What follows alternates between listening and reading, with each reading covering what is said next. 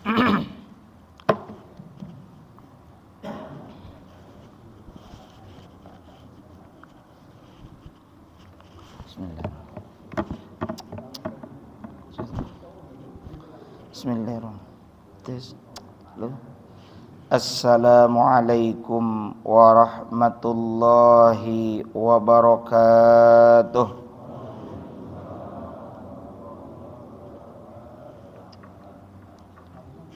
Innal hamdalillah nahmaduhu wa nasta'inuhu wa nastaghfiruh wa na'udzu billahi min syururi anfusina wa min sayyiati a'malina.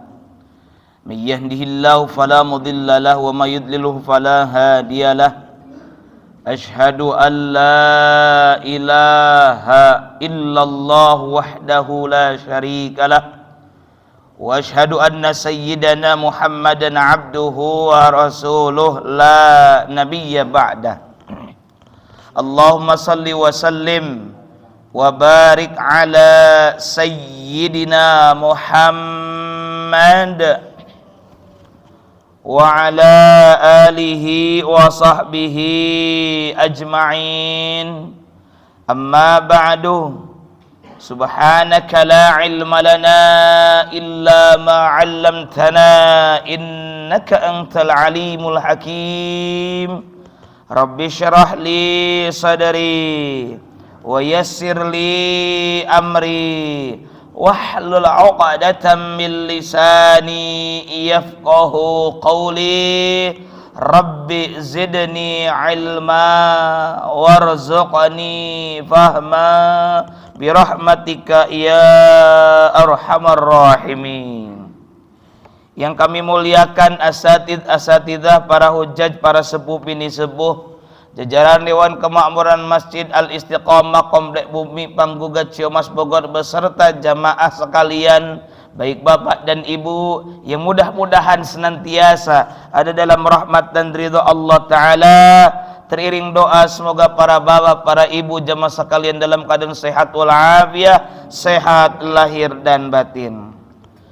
Puji dan syukur mari sama-sama kita panjatkan kehadirat Allah Azza wa Jalla yang senantiasa menganugerahkan segala karunia nikmatnya kepada kita. Utamanya adalah nikmat iman, nikmat Islam, nikmat sehat walafiat, juga tidak lupa pula tentunya adalah nikmat waktu luang. Alhamdulillah. Salawat beriring salamnya semoga senantiasa tercurahkan kepada insan teladan sepanjang zaman yang membawa umatnya minadh dhulumati ilan nur, dari zaman jahiliyah menuju zaman islamiyah. Beliau adalah baginda Rasulullah Muhammad sallallahu alaihi wasallam, juga teruntuk keluarga beliau, para sahabat beliau, para tabi'in, tabi'ut tabi'in, atba'ut tabi'in, hingga kita sekalian yang sedang diajar taat akan syariat dan menghidupkan sunnah-sunnahnya. Semoga kelak mendapatkan syafaatul uzma dari beliau di yaumil akhir nanti. Amin, amin, amin ya Allah ya Rabbal alamin. Mengawali pengajian pada kesempatan pagi ini, hari Ahad, hari ke-27 daripada bulan Safar 1446 Hijriyah, atau bertepatan dengan Ahad hari ke-1 daripada bulan September 2024 Miladiyah.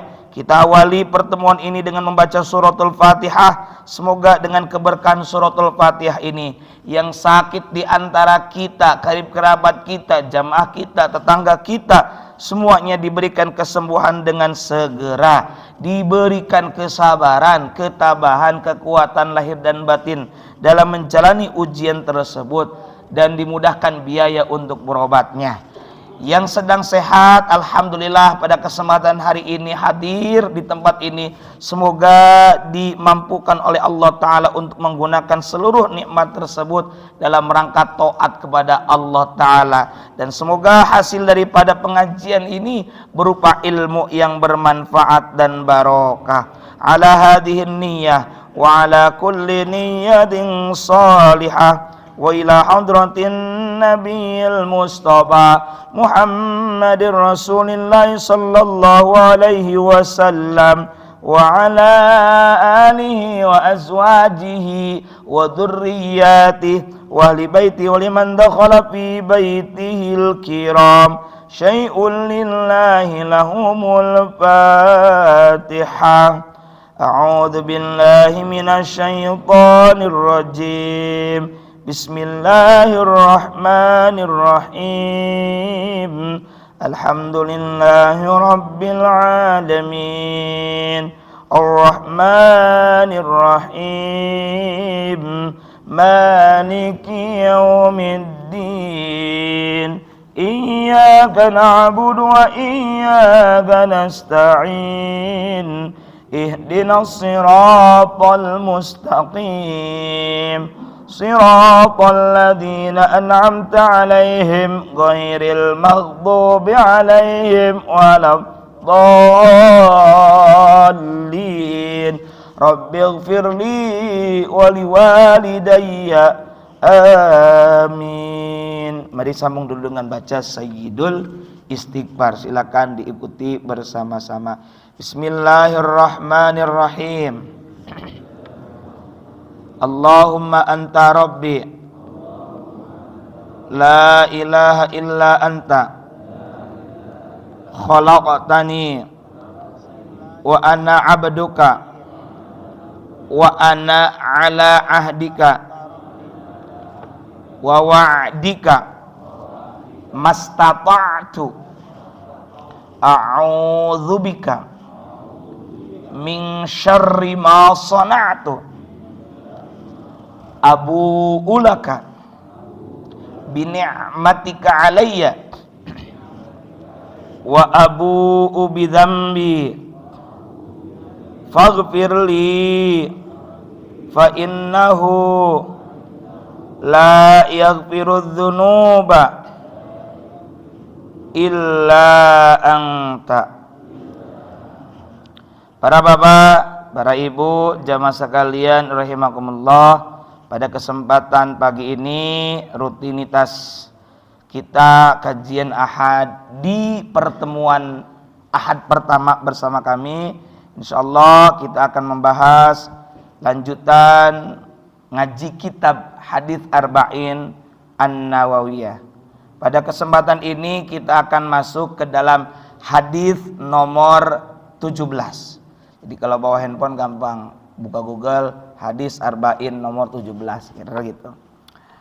Bismillahirrahmanirrahim. Qala al-musannif rahimahullahu taala wa nafa'ana bihi wa bi ulumin fid dharain amin. An Abi Ya'la, diriwayatkan dari salah seorang sahabat Nabi namanya Abu Ya'la. Abu Ya'la ini nama aslinya adalah Shaddad bin Aus ya. Nama aslinya apa? Shaddad bin Aus. Nama aslinya Shaddad, bapaknya namanya Aus. Shaddad bin Aus bin Thabit bin Munzair al-Khazraji. Dipanggilnya Abu Ya'la. Beliau ini dari kalangan sahabat Ansor di Makkah atau di Madinah kira-kira? Di Madinah. Diriwayatkan dari salah seorang sahabat Nabi namanya Abu Ya'la. Katalahna sebatanna Abu Ya'la. Tapi nama aslinya Shaddad bin Aus. Radhiyallahu anhu, semoga Allah meridhoi beliau. An Rasulillah sallallahu alaihi wa alihi wasallama, dari kanjeng Rasulullah Muhammad sallallahu alaihi wa alihi wasallama, qala, Rasul bersabda. Apa kata baginda Rasul? Innallaha, sesungguhnya Allah, tegas nih karena harfu taukid. Sesungguhnya Allah katabal ihsan.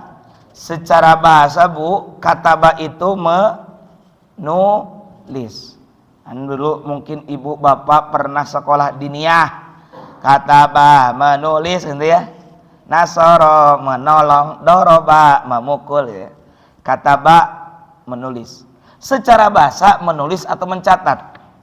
Tapi lihat di dalam beberapa kesempatan ayat Al-Quran, kataba seperti dalam ayat 183 surah Al-Baqarah itu menggunakan kata yang sama dalam bentuk mabni majhul atau pasif. Ya ayyuhalladzina amanu kutiba. Ai kataba mencatat, ai kutiba dicatat. Tapi dalam penafsirannya adalah ae furido atau syuri'a, dipardukan, disyariatkan. Karena begini sederhananya, Bapak diberi surat sebagai bentuk pengangkatan. Secara realnya surat, tulisan, padahal itu adalah berkenaan dengan hak dan kewajiban Bapak sebagai pejabat misalnya, tugas pokok tertentu. Diberi surat, di-SK-kan, berarti diwajibkan. Pun demikian, maksudnya tadi ayat 183 surah Al-Baqarah, Allah, hai orang beriman, telah ditulis, telah dicatat, maksudnya telah disyariatkan, telah diwajibkan. Ari ieu naon? Allah telah mewajibkan. Sesungguhnya Allah telah mewajibkan al-ihsana, ihsan, hasana, ya, hasan, saya baik, bagus. Sesungguhnya Allah telah mewajibkan berlaku ihsan, berlaku baik. Ala atas kulli, setiap syai'in, sesuatu. Jadi sesungguhnya Allah telah mewajibkan untuk berlaku baik atas segala sesuatu. Fa idza qataltum, ini kita baca dulu hadisnya secara global, baru nanti kita rincikan. Sebagai bukti bahwa kita mesti berlaku baik terhadap segala sesuatu, fa idza, fa maka, idza apabila, qataltum, secara bahasa qatala itu membunuh, ya. Maka apabila kalian membunuh, ini membunuhnya diantaranya ketika berperang, di mana dalam berperang dibolehkan melakukan pembunuhan secara hak. Namanya juga perang atuh. Ya, perang beda lagi ini mah. Kenapa perang terjadi perang? Itu juga ada pertimbangannya. Ketika kita misalnya berhadapan dengan Zionis, ya, ketika kita berhadapan dengan kelompok orang-orang yang mematikan, membunuh kita, daripada kita yang terbunuh, dan bahkan dia sudah melakukan genosida, ya, kejahatan manusia, sing kira-kira menang orang maehan, gitu kira-kira, ya. Seperti halnya dulu dalam perang Badar, ketika deadlock, padahal kita sudah berdakwah, Nabi mengirim utusan-utusannya untuk berdakwah, kemudian ditolak. Kemudian deadlock masih, ya, tidak ketemu. Akhirnya mereka dulu yang ngajakin perang. Bu, Nabi tidak mengajarkan perang. Islam tidak mengajarkan pedang, tidak. Tapi ketika lu jual gua borong. Lu jual gua borong. Piraku cicing wae, ya.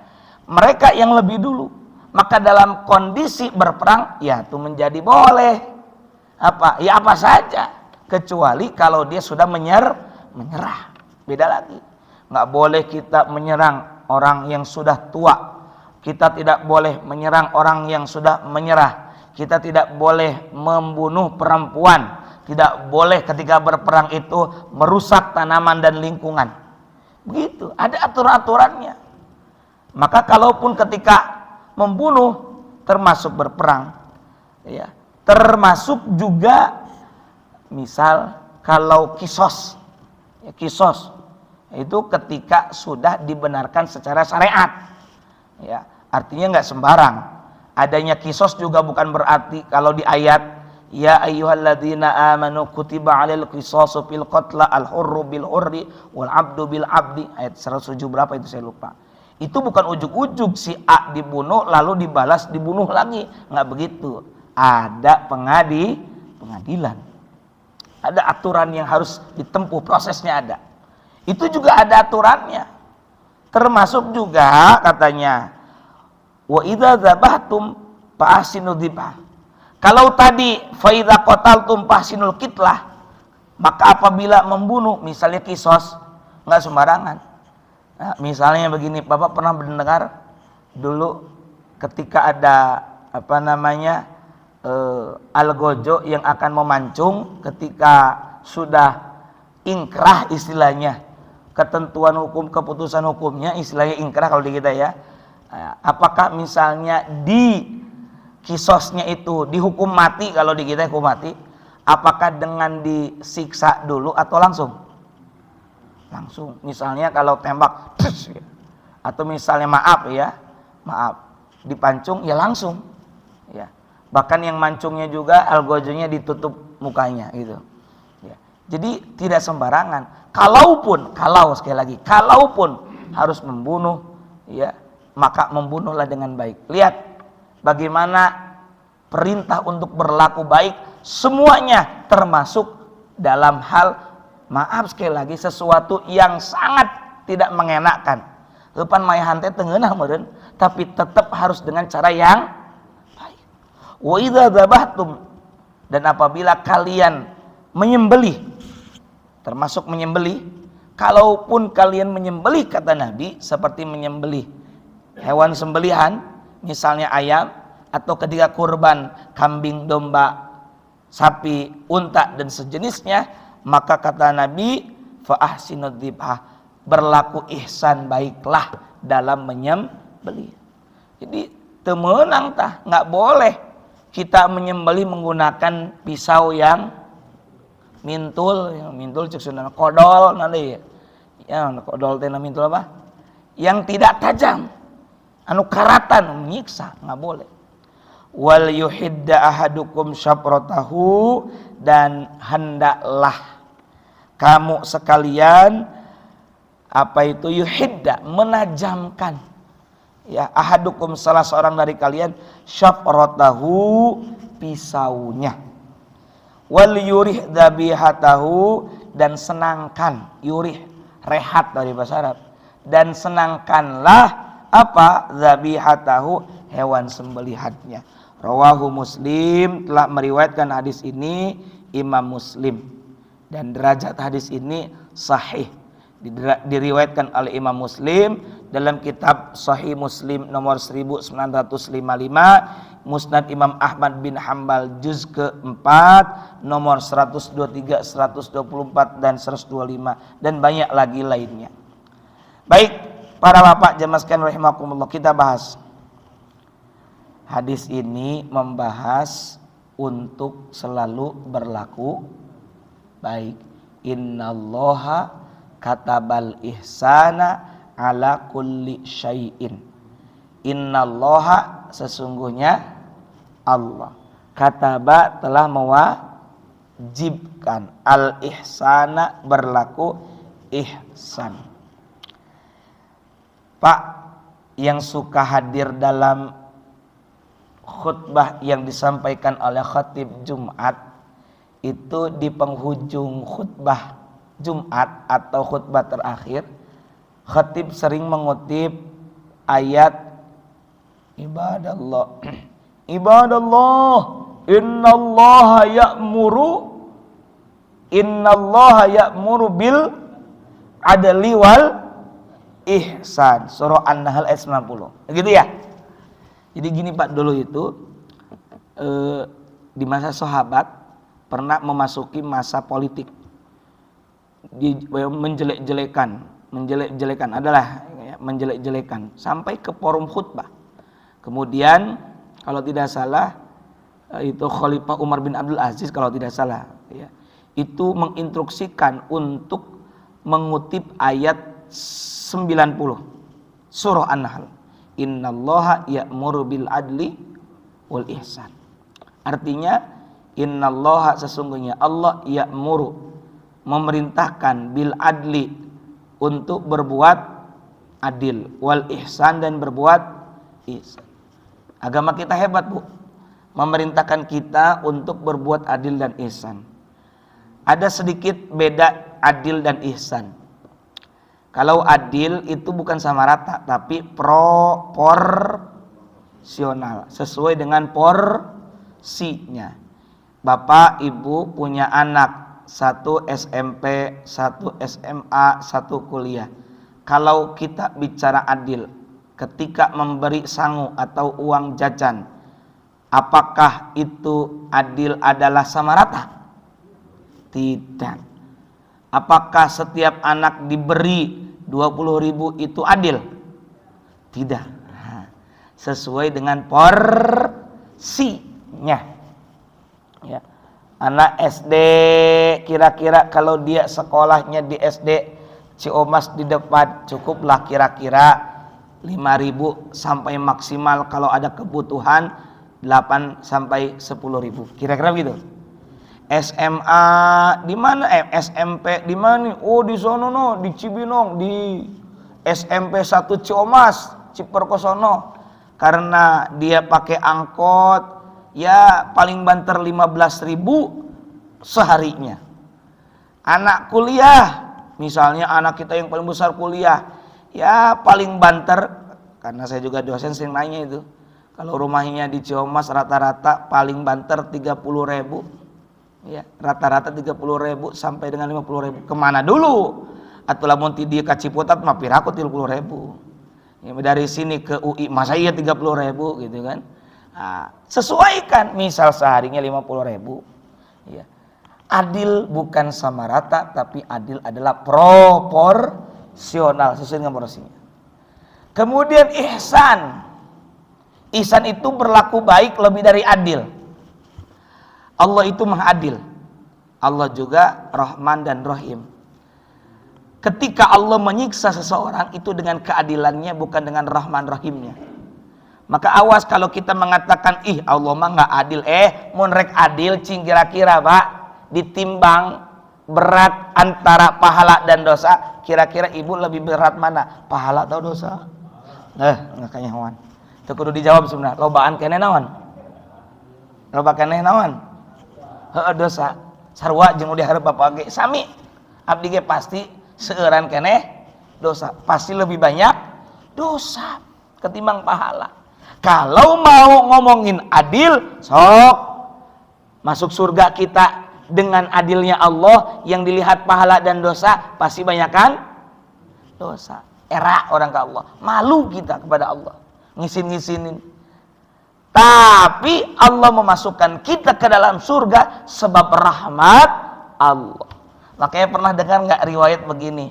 Kata Rasul, ketika melihat para sahabat menceritakan tentang amal, masuk surga itu bukan karena rahmat, bukan karena amal, tapi karena rahmat Allah. Anda juga ya Rasul? Ya, aku juga. Kecuali Allah menganugerahkan aku rahmat. Dulu itu pernah rame ya, di zaman politik. Pak Kures pernah menyampaikan hadis ini. Ya, dituduh bahwa Nabi nggak masuk surga. Bukan begitu. Beliau membawakan hadis tadi bahwa manusia, yakni kita masuk surga bukan karena amal kita, tapi karena rahmat Allah. Anda juga ya Rasul? Ya, aku juga tidak masuk surga kecuali karena rahmat Allah. Dipotong. Ya, bagi orang yang nggak suka begitu, Nabi nggak masuk surga, can beres. Maksudnya sama semuanya masuk surga dengan sebab rahmat Allah, gitu maksudnya. Sebab kalau dilihat dari sisi amal, kita nggak ada apa-apanya amalan kita. Nah, terus amal kita buat apa dong? Nah, dijawab kata Imam Ahmad bin Hambal, kita masuk surga karena rahmat Allah, karena kasih sayang Allah. Karunya nyaah di dalam hatinya selama ada iman kepada Allah, masuk surga. Entar sudah masuk surga, tuh amalnya dilihat. Ini amal apa? Kata Nabi, anak wakafilul yatim fil jannah kahataini. Aku bersama orang-orang yang menanggung anak yatim kelak di surga bersamaku. Tuh, masuk surga dekat Nabi. Kita. Jadi tetap amal itu akan berguna. Toh kita beramal juga itu adalah bukti rahmat Allah Subhanahu. Kalau bukan karena rahmat Allah, kita nggak akan dipilihkan untuk hadir di sini. Ini karena rahmatnya Allah, kasih sayang Allah. Adil loh, adil. Jadi jangan bilang Allah mah nggak adil. Sok, kalau mau adil, pas maut, ketika meninggal, nanti surga atau neraka berdasarkan keadilan, dilihat dari pahala dan dosa, pasti lobaan keneh dosa. Ihsan itu analoginya begini Pak perumpamaannya. Ibu satu waktu nganterin ke tetangga berupa buah jeruk misalnya, parselnya jeruk. Lalu tetangga ibu itu lain waktu membalas dengan parsel buah lengkap. Tuh, ibu ngasih jeruk, dibalas apa? Parsel buah lengkap. Itu ihsan, membalas sesuatu lebih dari semestinya. Seperti halnya dalam surah Ali Imran ayat 134, apa kata Allah? Ciri orang bertakwa itu alladzina yunfikuna fis-sarra'i wad-dharra'i wal kadhiminal ghaidha wal 'afina 'anil nas wallahu yuhibbul muhsinin. Orang bertakwa itu diantara cirinya adalah senantiasa berinfak, membelanjakan hartanya di jalan Allah dalam keadaan lapang maupun sempit, dan menahan amarah padahal dia mampu meluapkannya. Wal 'afina 'anin nas, memaafkan kesalahan orang lain. Cing, kira-kira kalau ada orang minta maaf gampang tidak kita memaafkan? Berat, belum tentu mudah. Cing, kira-kira Bu, lebih mudah apa? Meminta maaf atau memberi maaf? Lebih mudah mana? Kita sedang bawa mobil, lalu ada orang nyenggol spion kita, kaca spion mobil kita. Sorry, punten ya Pak. Gampang nggak dia minta maaf? Gampang. Tapi kita sebagai korban gampang tidak memaafkan? Tapi kita memaafkan kesalahan orang lain atau orang yang zalim kepada kita maafkan, nggak gampang. Itulah ihsan. Orang berbuat kesalahan, kita kemudian memaafkan. Itu ihsan diantaranya. Termasuk tadi batur merek hiji, orang ngabalas tilu, tayat ihsan. Nah, jadi ihsan itu bukan sekedar berbuat baik, sangat berbuat baik. Makanya muhsin orangnya, gitu. Wallahu yuhibbul muhsinin. Allah menyukai perilaku ihsan. Nah, di hadis yang sedang kita bahas ini, kita diperintahkan oleh Allah untuk berbuat ihsan, berbuat baik kepada seluruh makhluk dalam segala hal. Ya, jadi diwajibkan berbuat baik itu bukan kepada satu perkara, tapi kepada semua perkara. Berbuat ihsan. Sampai di sini Rasulullah merincikan berbuat ihsan dalam berbuat apa saja. Dirincikan. Mari kita lihat. Fa idza qataltum, maka apabila kalian membunuh, ya. Fa ahsinul qitlata, maka hendaklah membunuh dengan cara yang baik. Bagi orang yang sekilas mendengarnya, membunuh ngeri amat. Justru poinnya, cara pandangnya adalah kita diperintahkan untuk berbuat baik sampai dalam hal yang sangat tidak mengenakkan sekalipun. Ari nu ngeunah mah jelas. Ieu mah nu teu ngeunah, maehan batur. Ya di mana sih masalah membunuh saja harus baik kecuali diatur dalam syariat Islam. Dalam Islam tuh diatur sampai tentang membunuh sekalipun diatur. Inilah hebatnya Islam. Dina adabna diajarkan dengan baik. Dalam masalah adab, Islam itu detil, rinci. Masalah makan minum saja diatur. Meskipun itu cuma etika, meskipun itu cuma sunnah, diatur. Kenapa Islam peduli? Pasti banyak nilai sisi positif dan hikmahnya. Contoh, Kenapa agama mengatur atau melarang kita nggak boleh makan sambil berdiri, minum sambil berdiri? Ada hikmahnya. Kenapa kita ini ketika pakai pakaian, dan kata Nabi, ya, kata sahabat Rasulullah SAW,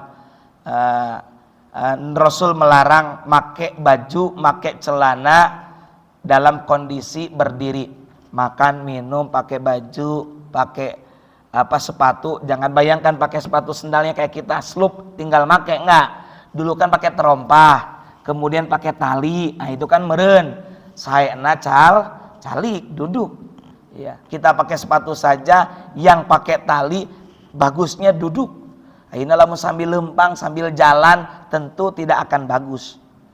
Agama mengatur serinci itu, termasuk dalam masalah membunuh.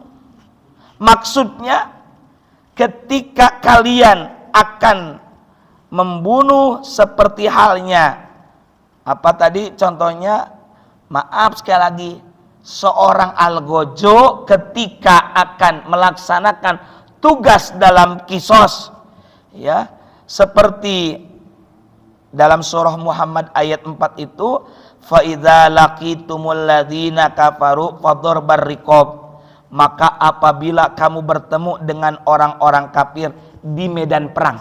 Sekali lagi, di medan perang. Ya.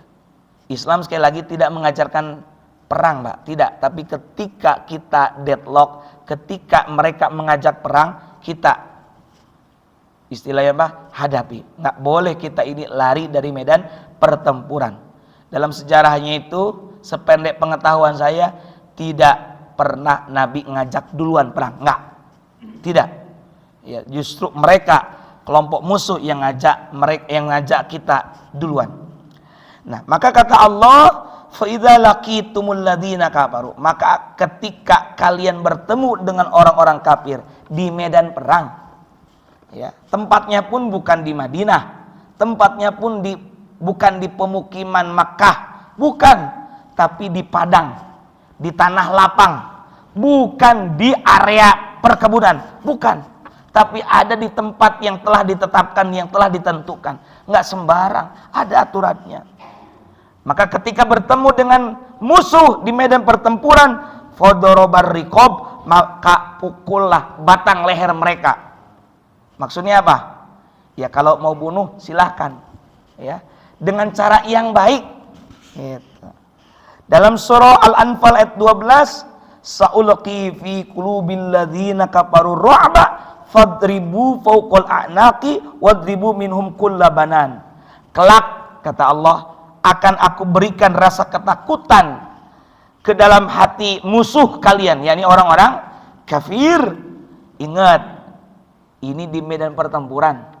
Maka kalau kelompok, saya selalu bilang kepada yang berbeda keyakinan dengan kita, Anda tidak perlu takut ketika Anda berada di negeri yang termasuk Darussalam, negeri yang penuh kedamaian. Kita hari ini di Indonesia bukan Darul Harbi, bukan tempat negeri untuk peperangan, bukan, tenang, ini Darussalam, negeri penuh kedamaian. Tidak diperkenankan kita di Medan Indonesia ini untuk melakukan penumpahan darah, tidak. Ini bukan tempat perang, bukan, sekali lagi. Maka keliru kalau ada kelompok yang mengatasnamakan Islam, anggap itu oknum, mereka melakukan bom bunuh diri. Salah kalau itu ada di Indonesia. Mun ada gih kaditu di mana? Kaditulah. Iya. Nah, jadi para bapak jamaah sekalian rahimakumullah, kata Allah dalam surah Al-Anfal ayat 12, kelak, ya, sa'ulqi fi qulubil ladzina kafaru, kelak akan aku berikan rasa ketakutan ke dalam hati orang-orang yang ingkar di medan pertempuran. Fadribu, ketika kalian berhadapan dengan mereka, dengan musuh, dengan tentara musuh, lawanmu di medan pertempuran peperangan, fadribu, maka perintah nih, maka pukullah fauqal a'naqi, di atas leher mereka. Jadi ketika peperangan pun, kalaupun kalian mau membunuh, itu dengan cara yang baik. Jangan menyiksa, langsung ke lehernya, tek. Sekali lagi ini di medan pertempuran. Ini ngeri kalau misalnya bahas ini, kemudian dipotong omongan saya, disangkanya kita berada di saat ini untuk berperang. Tidak. Saat ini kita tidak berperang, tidak. Kalaupun mau berperang dengan nafsu kita, bukan dengan orang lain, bukan. Wadribu minhum kullabanan, dan pukullah tiap-tiap ujung jari mereka. Ini membuktikan bahwa kalaupun kalian berperang dan dalam berperang diantaranya ada mematikan nyawa orang lain, lawan kita, musuh kita yang sudah semestinya dan sudah jelas-jelas musuh kita, tuh dengan cara yang baik. Termasuk dalam apa? Dalam peperangan itu kita, ini nih hebatnya agama kita, tidak boleh atau dilarang, apa istilahnya, mutilasi, mencincang-cincang dalam pembunuhan. Nggak boleh. Ini contoh nih, kita mundur ke zaman Rasulullah. Kalau kita hadir kala itu, kemudian kita menang dalam perang Badar, orang sudah menyerah, tidak boleh kemudian kita membunuh kalau sudah menyerah. Mereka bisa saja ditawan oleh kita dengan syarat tertentu. Misalnya kamu bisa apa? Bisa baca tulis, ajari umat Islam baca tulis.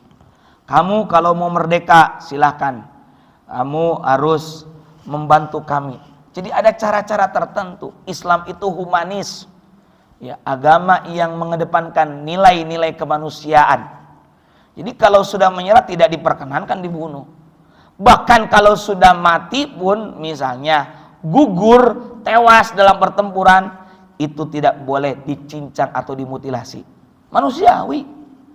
Lihat ya apa kata baginda Nabi SAW dalam Sahih Muslim nomor 1731, Ugzu bismillah. Berperanglah dengan menyebut nama Allah. Fi sabilillah, di jalan Allah. Jadi perangnya bukan untuk kepentingan politik, Pak. Bukan untuk juga perluasan kekuasaan. Bukan. Walaupun dampak efek dari kita menang, umat Islam menang kemudian mendapatkan tanah kekuasaan, tapi bukan itu tujuannya. Tujuannya adalah untuk li'la'i kalimatillah, menegakkan agama Allah. Bukan untuk kepentingan politik, bukan. Ya. Kalau sekarang kan orang berebut untuk merebut kekuasaan sesaat. Kekuasaan kepentingan politik. Ya mudah-mudahan saja yang benar-benar mengatasnamakan rakyat semoga benar. Gitu wae orang mah daripada suujon. Mudah-mudahan dibimbing oleh Allah Subhanahu wa taala, dapat taufik hidayah siapapun itu. Gitu, siapapun itu. Qatilu man kafara billah. Ini dalam perang. Bukan dalam masa damai, dalam masa perang. Qatilu man kafarallah. Berperanglah, ya. Berperanglah kalian. Kemudian dalam peperangan tersebut perangilah orang yang ingkar kepada Allah. Yang ingkar tidak beriman kepada Allah. Ugzu, berperanglah kalian, wala tagullu, jangan gulu, jangan berlebihan. Wala taghdiru, dan janganlah kalian, mencincang-cincang musuh. Hebat tuh Islam. Nggak boleh. Kalau sudah mati di tangan kalian ketika berperang, nggak boleh tuh yang namanya mutilasi, nggak boleh. Sedangkan dulu kita pernah dengar Badar, di perang Badar kita menang, lalu perang Uhud, paman Nabi Sayyidina Hamzah itu dibunuh dan dicabik, ya.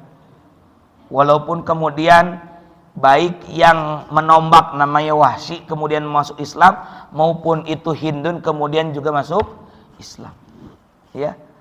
Tetap tidak boleh dalam Islam kalau beneran berperang dia sudah mati, tidak boleh kemudian dicabik-cabik, dimutilasi, tidak.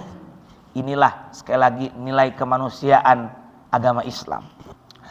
Wala tamsulu wala taqtulu walidan. Janganlah kalian membunuh anak-anak, nggak boleh. Hebat Islam ini. nggak boleh mencincang, nggak boleh berlebihan, nggak boleh membunuh orang tua, nggak boleh membunuh anak-anak.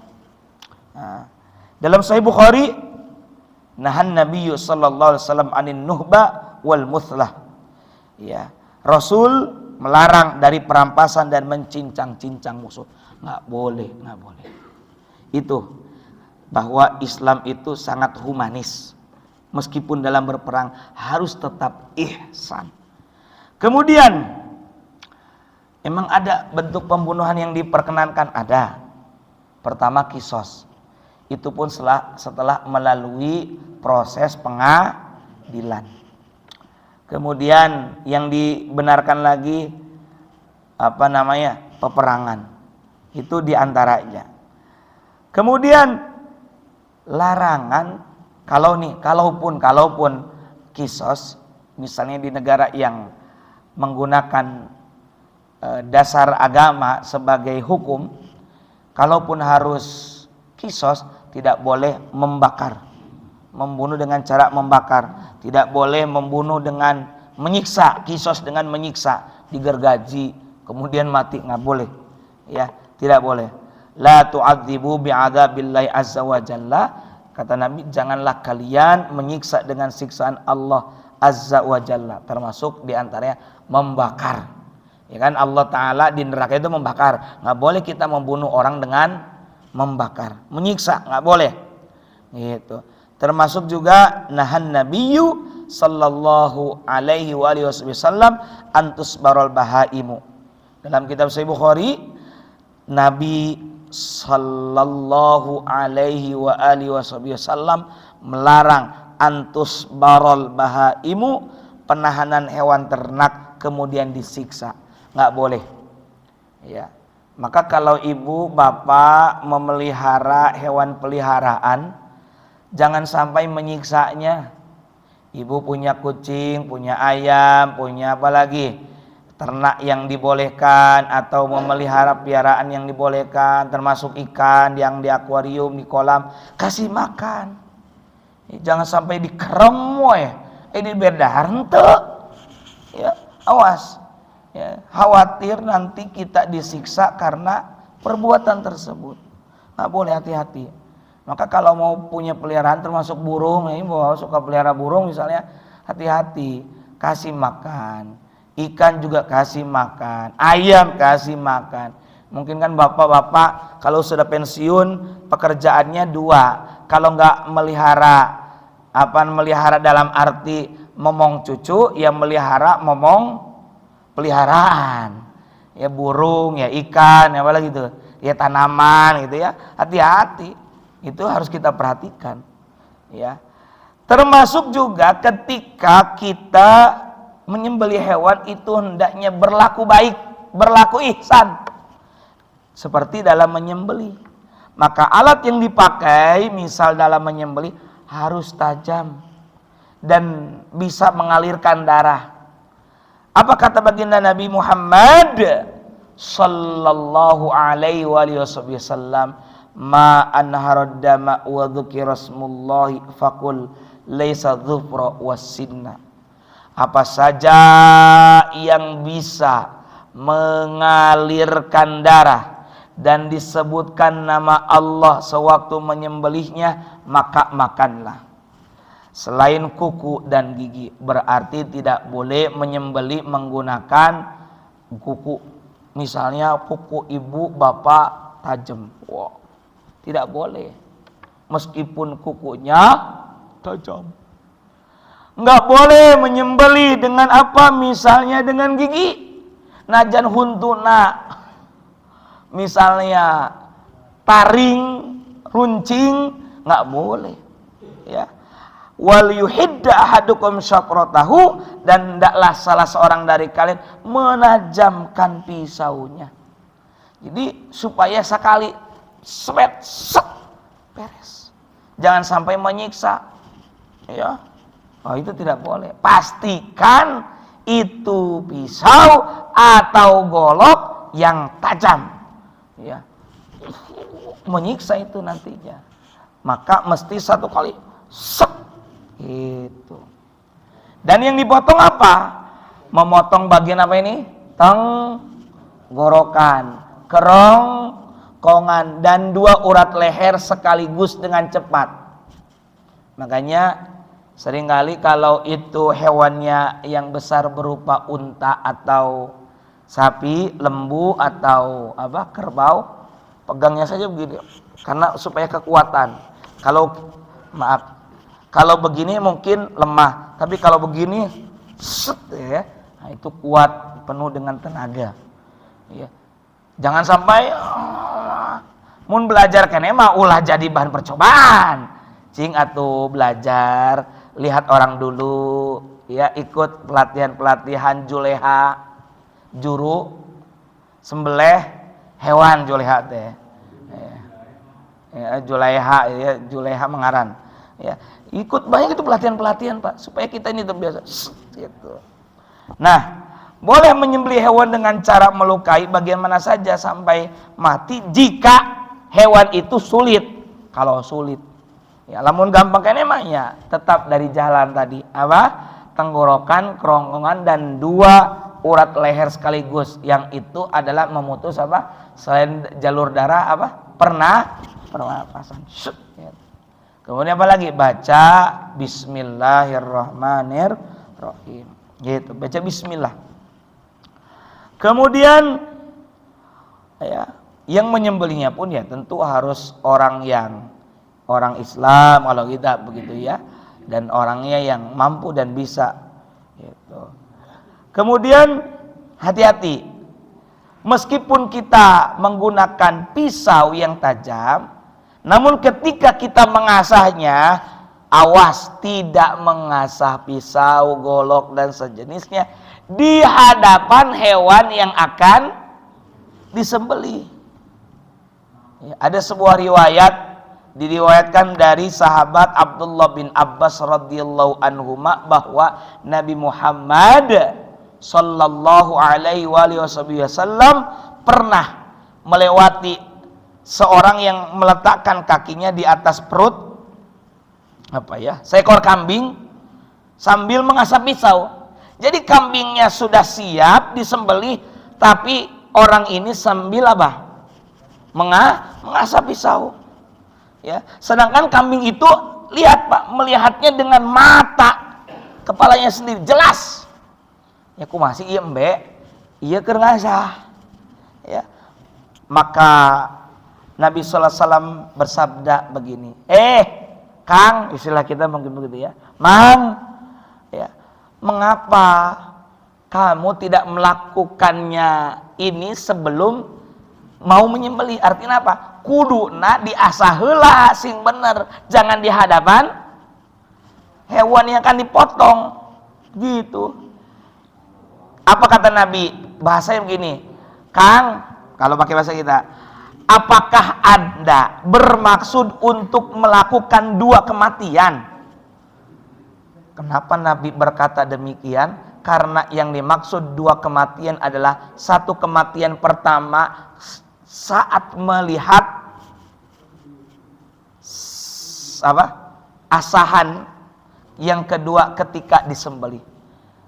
Maka Pak, kalau nanti akan menyembelih, kalaulah 1 kambingnya atau sapinya lebih dari 1, pertama jangan mengasah di depan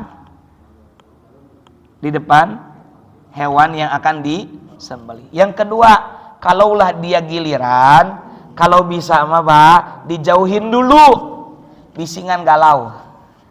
Ya, supaya tadi kita memperhatikan bahwa dia ini samalah kayak kita, galau lah kira-kira gitu. Maka kata Nabi, apakah kamu hendak melakukan atau membuatnya mati dengan 2 kali mati? Mati pertama ketika melihat asahan, yang kedua ketika disembelih. Gitu. Jadi kalaupun Bapak mau menyembelih selain kambing berarti ayam misalnya, ya, tong sengaja diasah ayo sia. Ya, itu ngaruh. Nggak boleh. Gitu. Kemudian terakhir bahwa kita diperintahkan oleh Allah, oleh Rasulullah SAW, ya, bahwa innallaha katabal ihsan, Nabi yang menyampaikan tapi hakikatnya Allah yang memerintahkan bahwa kita hendaknya berbuat baik dalam segala hal. Makanya kata Allah dalam surah An-Nisa ayat 36, wa'budullaha wa la tusyriku bihi syai'a wa bil walidaini ihsana. Kemudian juga dalam hadis Jibril ada iman, Islam, ihsan. Jadi ihsan ini posisi yang sangat penting dan melengkapi. Sebab ihsan adalah bagian dari akhlak dan etika. Kita tidak sekedar iman dan Islam, tapi juga dilengkapi dengan ihsan. Sampai-sampai Nabi mengingatkan ihsan dalam berbagai hal, sampai-sampai dalam membunuh ataupun menyembelih. Semoga secara praktek dan pengamalannya kita bisa amalkan dalam kehidupan sehari-hari, berbuat ihsan, tidak saja dalam sesuatu yang baik, sampai dalam masalah yang tidak mengenakkan pun kita harus berbuat baik. Maka tidak ada celah sedikit pun kita untuk berbuat buruk kepada orang. Jaga lisan kita dari bertutur kata yang jelek, jaga hati kita dari berburuk sangka, jaga tangan dan seluruh anggota tubuh kita dari berperilaku yang buruk. Inilah konsep ihsan dalam agama kita, sehingga kita tetap harus berbuat ihsan. Termasuk di mana kita memasuki bulan-bulan 2 atau 3 bulan ini masuk tahun politik, tetap harus berbuat baik kepada siapapun. Dan mudah-mudahan Allah berikan taufik hidayah kepada kita untuk berbuat ihsan kepada sesama dan termasuk kepada semua makhluk ciptaan Allah. Amin ya Allah ya Rabbal alamin. Ini saja mungkin Bapak yang bisa kami sampaikan. Semoga ada manfaat dan barokahnya. Mohon doanya besok lusa Selasa sore saya terbang untuk umroh. Semoga lancar dan barokah, sehat lahir dan batin. Dan saya pun berdoa semoga Allah mampukan jemaah kami di Al-Istiqomah Pangguga ini untuk kembali ke sana yang sudah pernah haji maupun umroh, maupun yang belum pernah dimudahkan untuk ziarah haramain. Amin ya Allah ya Rabbal alamin. Astaghfirullahaladzim ya Maulana ya Ma'bud ya Karim ya Allah ya Mujibas Sa'ilin. Amin amin amin ya Allah ya Rabbal alamin. Bismillahirrahmanirrahim. Alhamdulillahi rabbil alamin. Hamdan yuwafi ni'amahu wa yukafi'u mazidah. Ya Rabbana lakal hamdu wa lakal syukru kama yanbaghi li jalali wajhikal karim wa 'azimi sultanik. Allahumma salli ala nuril anwar wa sirril asrar wa tiryakil aghyar wa miftahi babil yasar sayyidina wa maulana Muhammadinil mukhtar wa alihil abhar wa ashabihil akhyar adada ni'amillahi wa ifdalih. Allahumma ighfir lana dhunubana wa liwalidina warhamna warhamhum kama rabbawna sighara wa li jami'il muslimin wal muslimat wal mu'minin wal mu'minat al ahya'i minhum wal amwat innaka sami'un qaribun mujibud da'awat wa ya qadiyal hajat. Allahumma a'inna ala dzikrika wa syukrika wa husni ibadatik. Allahumma inna nas'alukal huda wat tuqa wal afafa wal ghina.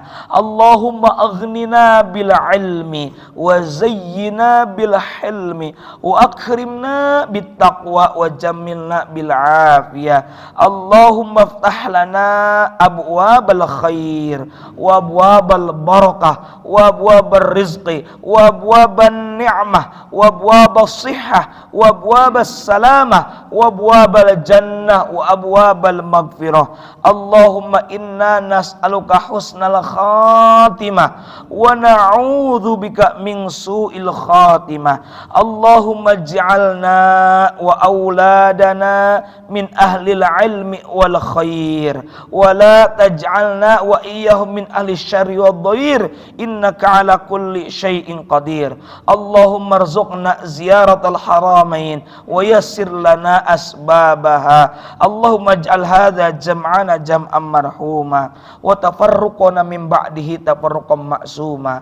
Allahumma rabbana anfa'na bima 'allamtana rabbi 'allimna alladhi yanfa'una rabbi faqihna wa faqih ahlana wa qarabatil lana fi dinina ma'a ahli al-qadri untha wa dzakar wa hasbunallahu ni'mal wakil wa la haula wa la quwwata illa billahil aliyyil azim.